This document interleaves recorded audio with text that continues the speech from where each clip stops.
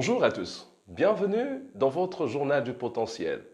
Je suis le coach, le pasteur Hervé Grascangodia, responsable de la plateforme Zoé Coaching and Motivation et pasteur titulaire de l'église Arche Source de Vie, extension de Pointe-Noire.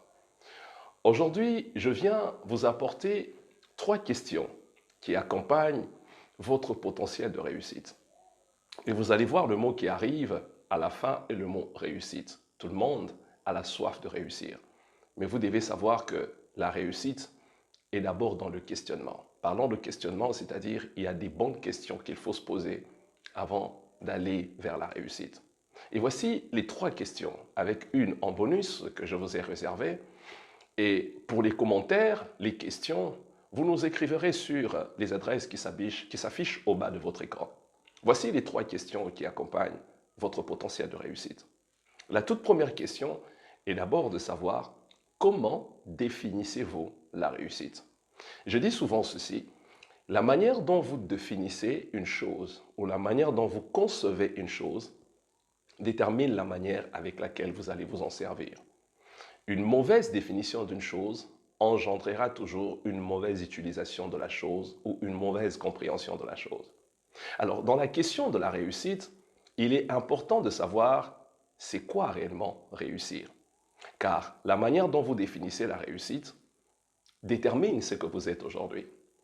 La manière dont vous définissez la réussite détermine ce que vous deviendrez demain. La manière dont vous définissez la réussite détermine comment vous allez faire pour réussir. C'est pourquoi il est très important de réfléchir, de s'asseoir pour bien définir la réussite.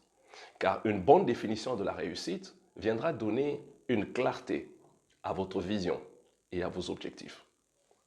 Elle viendra donner un sens à vos actions.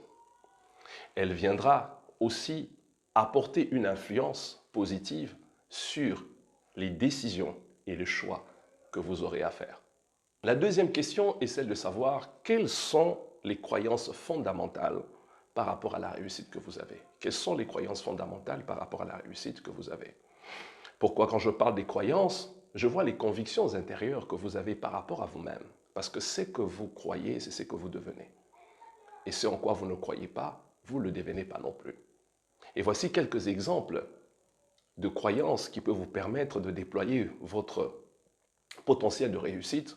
C'est que inscrivez-vous dans la liste de ces personnes qui réfléchissent comme ceci. Regardez un peu ces quelques exemples que je vous donne. Le tout premier exemple, vous devez vous dire nous avons tous en nous des ressources qui peuvent nous permettre de réussir. Ouais. Le deuxième exemple que je peux prendre, vous devez vous dire je crois que tout est possible. Ça, ce sont des exemples, des croyances, des convictions intérieures qui vous amènent à faire l'impossible, à vous déployer, à déployer votre potentiel de réussite. Une troisième question que vous devez vous poser, c'est de savoir je me donne l'autorisation que je peux aussi réussir. Un quatrième exemple que je peux vous donner, c'est celle de dire les hommes et les femmes qui ont réussi sont semblables à moi, donc je peux aussi réussir. Voilà un peu quelques exemples qui sont liés à des croyances intérieures que vous pouvez déployer et manifester et voir comment aller vers la réussite. Et la troisième question, qui est aussi très fondamentale, c'est que pour réussir, il est aussi important de se poser cette question, est-ce que je fais aussi réussir les autres? Vous savez, plus vous aidez les autres à réussir, plus vous réussissez aussi. Plus vous aidez les autres à atteindre leurs objectifs, plus aussi vous atteignez vos objectifs. Nelson Mandela, un des grands revivalistes que le monde ait connu, a dit ceci un jour, il est extrêmement difficile qu'un homme puisse atteindre ses objectifs seul.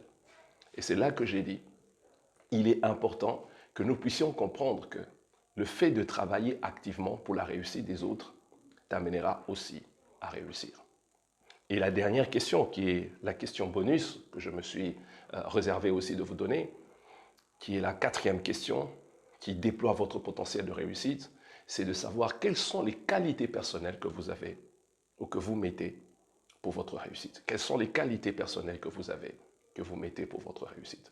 Et ici, la plupart des gens mettent plus leur regard sur ce qu'il manque, en disant, si j'étais né de la famille de tel, certainement je réussirais. Si j'étais de telle nationalité, certainement je réussirais. Si j'étais né blanc, certainement je réussirais. Les gens se concentrent beaucoup plus sur ce qu'il manque au lieu de se concentrer sur ce qu'ils ont déjà. C'est en se concentrant sur ce que tu as que tu attireras ce que tu n'as pas. Au lieu d'attendre ce que tu n'as pas, fixe-toi sur ce que tu as déjà. Et c'est ça qui va t'amener à attirer ce que tu n'as pas. Merci de nous avoir suivis. Nous vous fixons rendez-vous au prochain numéro. N'hésitez pas de nous écrire et de vous abonner sur la page YouTube, la page Facebook qui s'affiche au bas de votre écran. Merci de nous avoir suivis. La suite au prochain numéro.